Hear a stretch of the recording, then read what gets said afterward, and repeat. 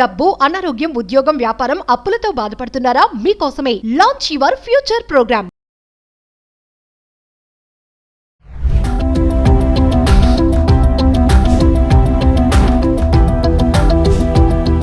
నమస్తే, welcome back to Suman TV. Present మనతో పాటు ఉన్నారు ఎనలిస్ట్ మందర్ కృష్ణారెడ్డి గారు. నమస్తే సార్. నమస్తే అమ్మా. సార్, ఈఎంఐ ఆల్రెడీ మీకు తెలిసే ఉంటుంది. ఇప్పుడు ఈ మధ్య కాలంలో చాలా మంది ఏంటంటే లగ్జరీ లైఫ్కి బాగా అలవాటు పడిపోయారు. డబ్బులు ఉన్నా లేకపోయినా ఈఎంఐ పెట్టేసి అది అవసరమైన అనవసరమైన ఆ వస్తువు మనం తెచ్చి ఇంట్లో పెట్టుకోవాలి. పక్క వాళ్ళ కోసమో వాళ్ళ కోసమో చుట్టాల కోసమో మనం గొప్పలు చెప్పుకోవాలి. దానివల్ల అప్పుల పాలైపోయి అంటే ఈ ఫ్యామిలీస్ అన్నీ కూడా ఈఎంఐ బారిన పడి చాలానే కూరుకుపోతున్నాయని చెప్పుకోవాలి. ఒక్కసారి మీ ఎనలైసిస్లోకి వెళ్తే ఎందుకు ఈఎంఐ బదులు అంటే బై నౌ పే లెటర్ అనేది మీకు తెలిసిన విషయమే కదా. ఇప్పుడు కొనండి, మెల్లమెల్లగా డబ్బులు కట్టండి అని. ఎప్పటికైనా కట్టాల్సిందే, మెల్లమెల్లగా. అవి కట్టలేక తర్వాత ఇబ్బంది పడి చాలా మళ్ళీ అప్పులు చేసే పరిస్థితులు కూడా చాలానే కనిపిస్తున్నాయి. ఒకసారి ఈఎంఐ గురించి మిమ్మల్ని అడిగితే. ప్రపంచంలో సిద్ధాంతాలు మారిపోయాయి. ఒకప్పుడు ఒక మనిషికి విలువ దేంతో ఉండేదంటే వాళ్ళు ఉండే మంచితనం, మానవత్వం, పెద్ద మనిషి తత్వం, నిజాయితీ, ఇవన్నీ కొలమానంగా ఉండేవి, కొలబద్దలుగా ఉండేవి. ఇంటికి ఎవరు పెద్ద మనిషి అంటప్పుడు ఖచ్చితంగా ఇంట్లో అందరికన్నా ఎక్కువ వయసు ఉన్నటువంటి తాతగారు, ముత్తాతగారు ఎవరుంటే వాళ్ళని చూపించేవాడు.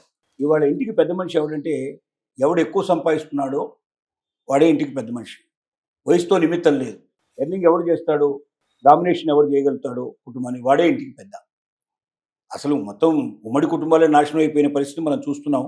సింగిల్ ఫ్యామిలీ ఉంటుంది, దాంట్లో ఎవరు ఎక్కువ జనరేట్. భర్త ఎక్కువ సంపాదిస్తే భర్త డామినేట్ చేస్తున్నాడు, భార్య ఎక్కువ సంపాదిస్తే భార్య డామినేట్ చేస్తుంది. ఇది కుటుంబ పరిస్థితి, వాళ్ళ సిచ్యువేషన్. ఇవాళ నీతిగా, నిజాయితీగా, న్యాయంగా మనిషి బ్రతికేటువంటి, నియమితంగా బతికేవాడు, నియమానుసారంగా బతికేటువంటి మనుషులకి విలువ లేని పరిస్థితి. అన్యాయంగా అయినా, అక్రమంగా అయినా, తప్పుడు పనుల ద్వారానైనా ఎక్కువ డబ్బు సంపాదించి, ఆస్తులు ఎక్కువ సంపాదించి, పెద్ద పెద్ద కార్లల్లో విలాసవంతమైన జీవితాన్ని గడిపేటువంటి వాళ్ళకి, పెద్ద మెడల్లో ఉంటూ వచ్చేటువంటి వాళ్ళకు విలువ పెరిగిపోయింది.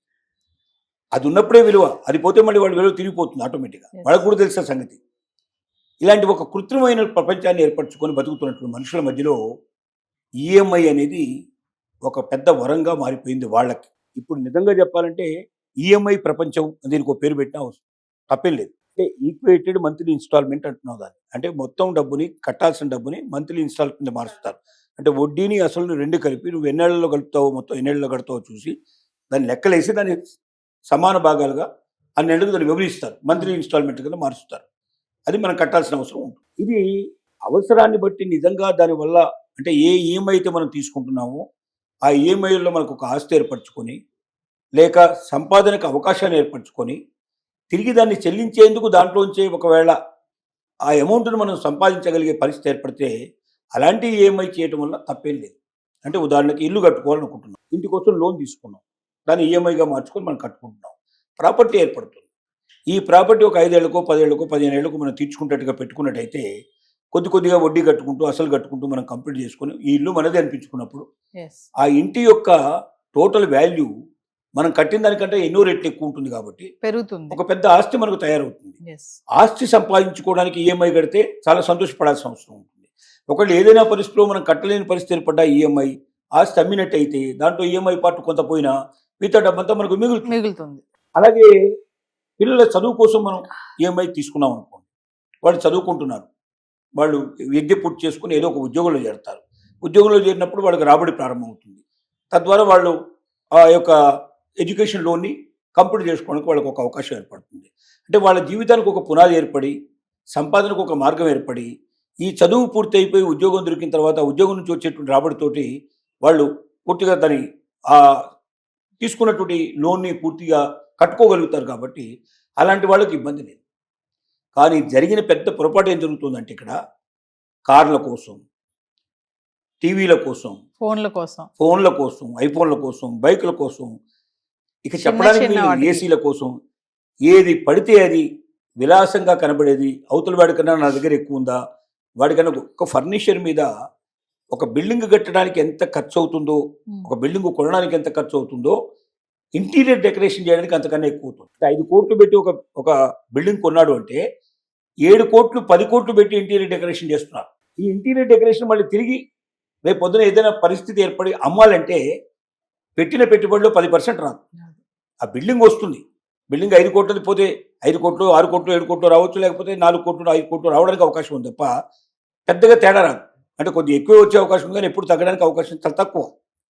కానీ ఇంటీరియర్ డెకరేషన్ పేరు మీద ఎంతైతే పెడుతున్నారో 5 కోట్లు 7 కోట్లు పెడుతున్నారో ఇందులో ఒక 10% కూడా రాదు, వాపస్ రాదు.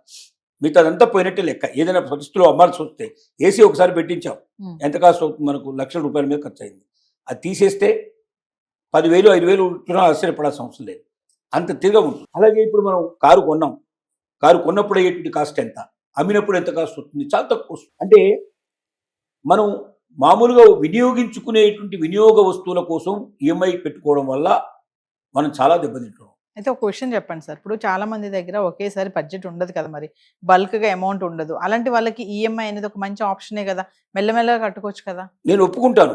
ఎప్పుడు ఈఎంఐ కట్టాలంటే సేవింగ్స్ కూడా ఉండాలి. గతంలో భవిష్యత్తు ఏం చేసేవాళ్ళు అంటే తనకు నెలకు ఒక 10,000 రూపాయలు జాబ్లో వస్తే 2,000 రూపాయలు దాచుకునేవాళ్ళు, 2,000 రూపాయలు ఖర్చు పెట్టి మిగతా అన్ని చూసుకునేవాళ్ళు.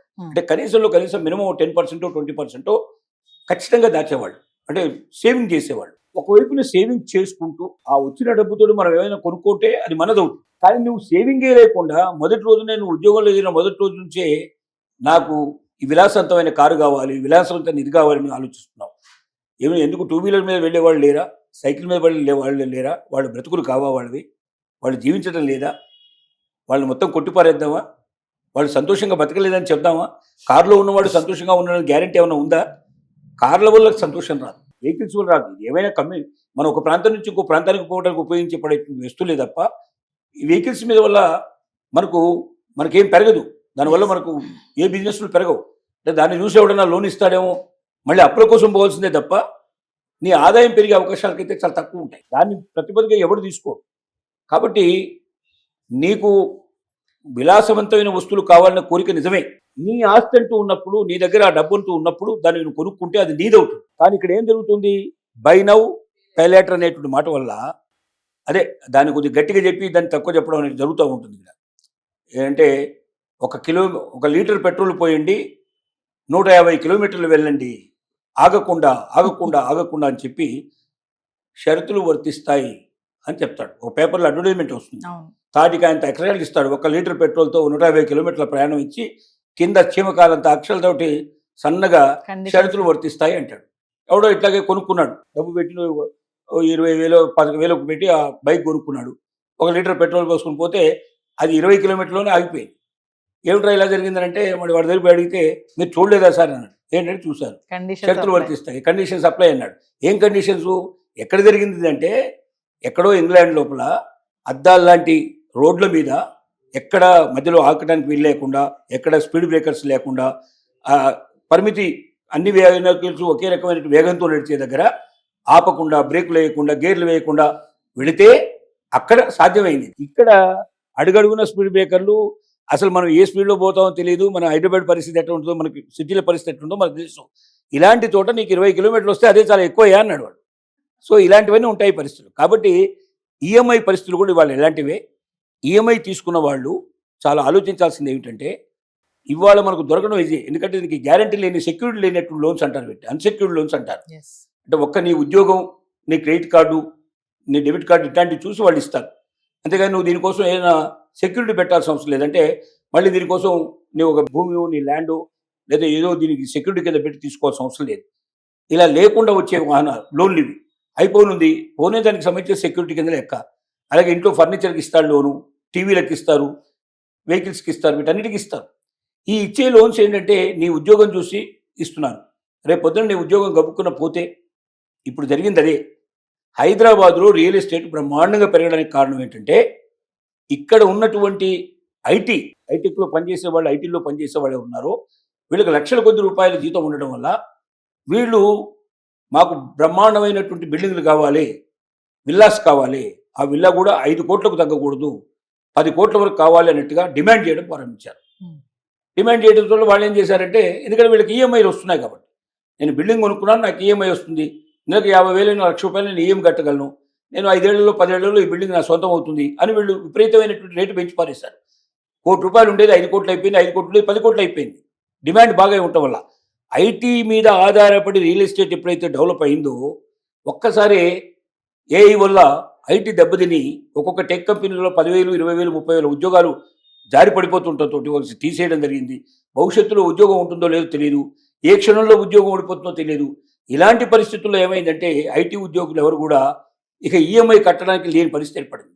కొత్తగా ఎవడు కొనడం లేదు, పాతది కొనుక్కున్నవాడు కూడా ఏమి కట్టాలంటే భయపడుతున్నాడు. అయ్యా మీరు అమ్మి పారేసి మాకు ఎంత వస్తే అంత ఇచ్చేసేయండి, పర్లేదు, ఆ బిల్డింగ్ మాకు అక్కర్లేదని చెప్పేటువంటి పరిస్థితి ఏర్పడింది. ఒక్కసారి డమాల్మని రియల్ ఎస్టేట్ కూలిపోయింది. రియల్ ఎస్టేట్ కూలడానికి చాలామంది ఏమనుకుంటున్నారంటే ఒక ప్రభుత్వం మరి ఇంకో ప్రభుత్వం రావడం వల్ల రియల్ ఎస్టేట్ కూలిపోయిందని చాలామంది అనుకుంటున్నారు. రియల్ ఎస్టేట్ హైదరాబాద్లో, తెలంగాణలో ఇవాళ రియల్ ఎస్టేట్ కూలిపోవడానికి ముఖ్యమైన కారణం ఒక తెలంగాణ, హైదరాబాదే కాదు, ఇండియా మొత్తం మీద కూడా ఇవాళ రియల్ ఎస్టేట్ చాలా డల్ అయింది. మునుపటి కన్నా తక్కువగా ఉంది. కొన్ని చోట్ల చాలా ఎక్కువగా డల్ అయిపోయింది, కొన్ని చోట్ల కొంత డల్ అయిపోయింది. కారణం ఏంటంటే ఎక్కడైతే ఐటీ ఉద్యోగులు ఎక్కువగా ఉన్నారో అక్కడ రియల్ ఎస్టేట్ బాగా పెరిగింది. ఎక్కడ ఐటీ ఉద్యోగులు తక్కువ ఉన్నారో అక్కడ రియల్ ఎస్టేట్ తక్కువ పెరిగింది. రియల్ ఎస్టేట్ హైదరాబాద్లో పెరగడానికి మెయిన్ కారణం ఏంటంటే ఐటీ ఉద్యోగులు. ఈఎంఐ కట్టడమే దానికి ముఖ్య కారణం. ఈఎంఐ కట్టడానికి ఎంత ఎక్కువ అవకాశం ఉందో అంత ఎక్కువ ఉపయోగించుకున్నారు. అంటే వచ్చిన జీతాన్ని మొత్తం ఈఎంఐలకే పోతుంది దాదాపుగా. కొద్ది డబ్బే వాళ్ళు తినడానికి, పడుకోవడానికి వీటికి ఉపయోగించేటువంటి చాలా తక్కువ. మిగతాదంతా విలాసవంతమైన వస్తువులకి చూపిస్తారు. ఇలాంటి వాడికే కట్టుకుంటారు. దాంట్లో రియల్ ఎస్టేట్ కట్టడం జరిగింది. ఎప్పుడైతే వీళ్ళకి ఐటీ ఉద్యోగులకు ఉద్యోగ భద్రత లేదో పరిస్థితిని అర్థం చేసుకొని ఒకేసారి వాళ్ళంతా కూడా మొత్తం ఈఎంఐలు విత్డ్రా చేసుకోవడం మొదలుపెట్టారు. దాంతో డమాల్న మొత్తం పడిపోయింది రియల్ ఎస్టేటు. పెరుగుతుందో లేదో, ఎప్పుడు పెరుగుతుందో తెలియనటువంటి ఒక అనిశ్చిత పరిస్థితి ఇప్పుడు ఏర్పడింది. అంటే ఈ ఈఎంఐలు అనేది మొత్తం ఆర్థిక పరిస్థితులను కూడా చేంజ్ చేసే పరిస్థితి ఏర్పడుతుంది. అంటే ఒక దేశ ఆర్థిక పరిస్థితులనే కొంత తలకిందులు చేసే పరిస్థితి ఏర్పడుతుంది. కాబట్టి ఈఎంఐలు ఎవరు తీసుకోవాలి అంటే, వాడు దేనికోసం తీసుకోవాలంటే ఇల్లు కట్టుకోవడం, అంటే మనకు ఆస్తిని పెంచుకోవడానికి ఈఎంఐలు తీసుకోవాలి. అలాగే భవిష్యత్తులో ఉద్యోగాలు దొరకడానికి అవకాశం ఉంటే చదువు కోసం మనం తీసుకోవాలి. ఇలాంటి వాటి కోసం ఎక్కువగా ఈఎంఐలు తీసుకోవాలి తప్ప విలాస వస్తువుల కోసం ఎక్కువగా ఈఎంఐలు తీసుకోకూడదు. రెండోది, ఈ వస్తువుల రేట్లు ఎప్పుడు పడిపోతాయో కూడా తెలియదు. చౌకబడిపోయే అవకాశాలు చాలా ఉంటాయి. ఎందుకంటే కొత్తగా వచ్చే ఇన్వెన్షన్ రాగానే పాతది అసలు ఎవరికి పనికిరాకపోతుంది. ఒక ఫోన్ ఉంది, ఐఫోన్ ఉంది. ఈ ఐఫోన్ కన్నా మించినట్టు ఆవిష్కరణ జరిగినప్పుడు ఐఫోన్ డమాల విలువ పడిపోతాయి. మళ్ళీ దానికి విలువ పెరిగిపోతుంది, ఇంకో దానికి పెరిగిపోతుంది. అంటే ఇలాగ పోతా ఉన్న కొద్దీ మారిపోతా ఉంటుంది. ఇలా మారిపోతున్నటువంటి వస్తువుల కోసం మనం అనవసరంగా డబ్బు ఖర్చు చేసి మన జీవితాలను నాశనం చేసుకోవద్దు. ఈఎంఐ తీసుకునేటప్పుడు 1-10 సార్లు ఆలోచించాలి. నాకు ఇప్పుడున్న ఉద్యోగం ఊడిపోతే కూడా రేపు నేను ఈఎంఐ కట్టగలనా, నాకు అంత శక్తి ఉందా అని ఆర్థిక పరిస్థితులు అంచనా వేసిన తర్వాత మాత్రమే ఈఎంఐలు కట్టుకునే పరిస్థితికి తీసుకొచ్చుకోవాలి తప్ప దొరుకుతుంది కదా అని చెప్పి మొత్తం అన్ని ఉద్యోగం మనకు వచ్చేటువంటి జీతం అంతుందో ఆ జీతాన్ని అంతా కూడా ఈఎంఐలు కట్టేటువంటి స్థితికి ఏర్పడితే చివరికి ఆ ఈఎంఐలే నిన్ను తలకిందులు చేస్తాయి, నీ జీవితాన్ని పూర్తిగా నాశనం చేస్తాయి. నువ్వు రోడ్డు మీద పడిపోతావు. ఏ విలాసవంతమైన జీవితాన్ని చూసి నీకు ఇప్పటిదాకా విలువిస్తున్నారో ప్రజలు, లేదా నీ భార్యో నీ బిడ్డలు విలువిస్తున్నారో, రేపు పొద్దున ఆ విలాసవంతమైన జీవితం పడిపోయిన రోజున నీకు విలువ ఉండదు, నీ పేరు చెప్పుకోవడానికి కూడా ఎవరు సిద్ధపడిన పరిస్థితి ఏర్పడుతుంది.